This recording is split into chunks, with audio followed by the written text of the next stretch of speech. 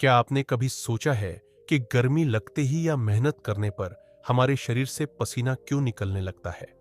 और सबसे बड़ा सवाल, पसीना आने से शरीर ठंडा कैसे हो जाता है?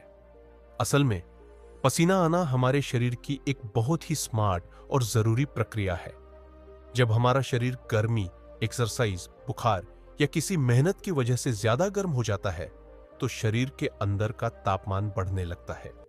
जैसे ही यह तापमान सामान्य से ऊपर जाता है, दिमाग का एक हिस्सा, जिसे हाइपोथैलेमस कहते हैं, तुरंत एक्टिव हो जाता है।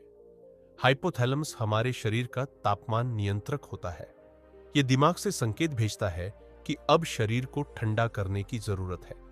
इसके बाद हमारी त्वचा में मौजूद स्वेट ग्लैंड्स यानी पसीना बनाने वाली ग्रंथियां एक्टिव हो जाती हैं और शरीर से पसीना बाहर आने लगता है। अब सवाल यह है कि पसीना ठंडक कैसे देता है?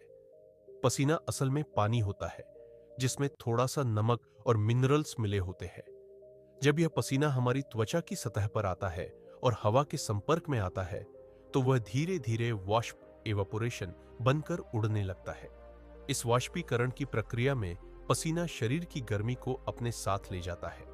यानी पसीना उड़ते समय हमारे शरीर से अतिरिक्त गर्मी खींच लेता है और इसी वजह से शरीर का तापमान कम होने लगता है।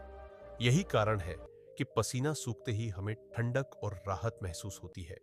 अगर पसीना न आए तो शरीर की गर्मी बाहर नहीं निकल पाएगी और शरीर का तापमान खतरनाक स्तर तक बढ़ सकता है। इसी वजह से जिन लोगों को पसीना कम आता है, उन्हें गर्मी में जल्दी चक्कर आना, थकान या हीट स्ट्रोक का खतरा ज्यादा होता है।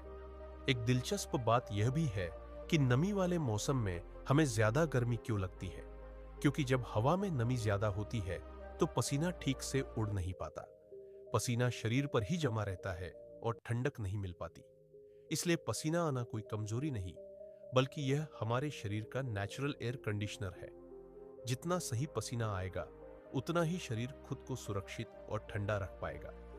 तो अगली बार जब पसीना आए तो परेशान मत होना, क्योंकि वही पसीना आपके शरीर को ओवरहीट होने से बचा रहा है। अगर आपको यह साइंस फैक्ट पसंद आया हो तो वीडियो को लाइक करें, चैनल को सब्सक्राइब करें और कमेंट में बताइए, क्या आपको गर्मी में ज्यादा पसीना आता है या कम?